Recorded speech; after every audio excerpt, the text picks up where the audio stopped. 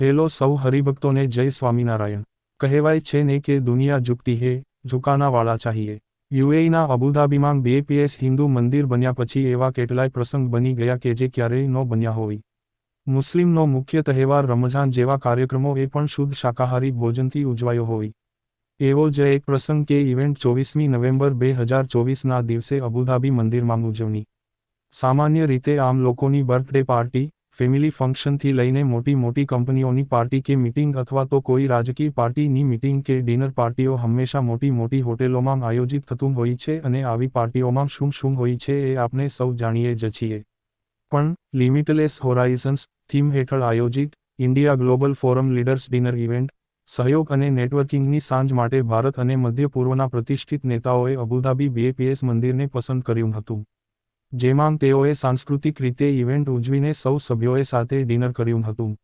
આ પ્રસંગે પૂજ્ય બ્રહ્મવિહારી સ્વામીએ કહ્યું કે આ મંદિર પરસ્પર વિશ્વાસ અને સંવાદિતા દ્વારા શું પ્રાપ્ત કરી શકાય છે તેનું તેજસ્વી ઉદાહરણ છે। તેની દ્રષ્ટિ પરમ પવિત્ર પ્રમુખ સ્વામી મહારાજની હૃદયપૂર્વકની પ્રાર્થનાથી પ્રેરિત હતી અને પરમ પવિત્ર મહંત સ્વામી મહારાજના આશીર્વાદથી બનાવવામાં આવી હતી। તે મહામહિમ શેખ મોહમ્મદ બિન જાયેદ અલ નાહયાનની અસીમ ઉદારતા અને ભારતીય વડાપ્રધાન માનનીય શ્રી નરેન્દ્ર મોદીની અડગ અખંડિતતા દ્વારા વાસ્તવિકતા બની।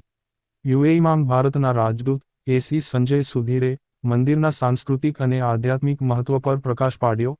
આ મંદિર યુએઈમાં સૌથી વધુ મુલાકાત લેવાયેલ સ્થળોમાંનું એક નથી, પરંતુ વૈશ્વિક સંવાદિતા અને શાંતિનું પ્રતીક પણ છે, જે સ્વપ્નદ્રષ્ટા નેતૃત્વની સહિયારી આકાંક્ષાઓ દ્વારા જીવંત કરવામાં આવે છે।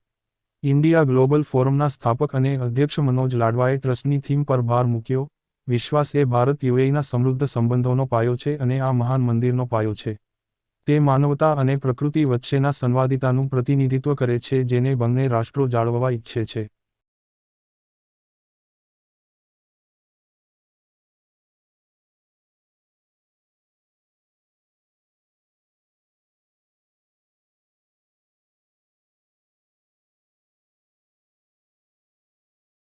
અવતરણ ચિહ્ન તુલાહના સ્થાપક ફૈઝલ કોટિકોલોન, સાંસ્કૃતિક અને નેતૃત્વ નિષ્ણાત એવા સુહેલ શેખ અને ટેનિસના દિગ્ગજ લિએન્ડર પેસ જેવા નોંધપાત્ર વ્યક્તિઓના યોગદાન સાથે સર્વગ્રાહી સ્વાસ્થ્ય, નેતૃત્વ અને સમુદાયની સુખાકારી પર આકર્ષક ચર્ચાઓ પણ દર્શાવવામાં આવી હતી।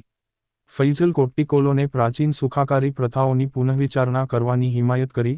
આધુનિક દવા રોગોને એકલતામાં જુએ છે, પરંતુ આપણે શરીર, મન અને ભાવનાનું જોડાણ છીએ। આયુર્વેદ સર્વગ્રાહી સ્વાસ્થ્યનો માર્ગ પ્રદાન કરે છે।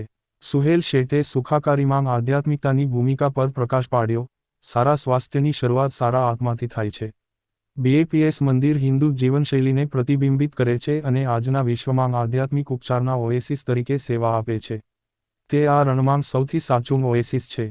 મંદિર હોય, મસ્જિદ હોય કે ચર્ચ હોય, દરેક ક્ષણે માનવતાને આધ્યાત્મિક ઉપચારની જરૂર હોય છે। લિએન્ડર પેસે રમતગમતની એકીકૃત શક્તિ અને સંસ્કૃતિઓ વચ્ચેના સંતુલન વિશે વાત કરી। રમત અવરોધોને પાર કરે છે અને મારું સ્વપ્ન આ સાર્વત્રિક ભાષા દ્વારા લાખો બાળકોને પ્રેરણા આપવાનું છે।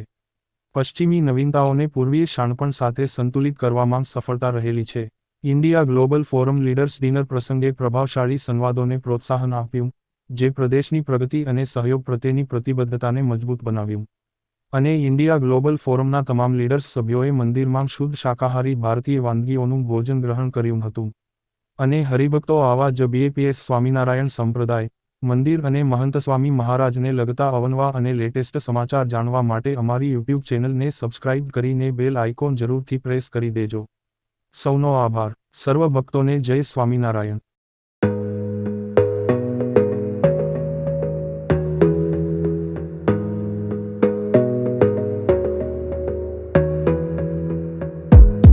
Gotta focus on yourself, on your faith, on your dreams, on your mind, on your health, yeah.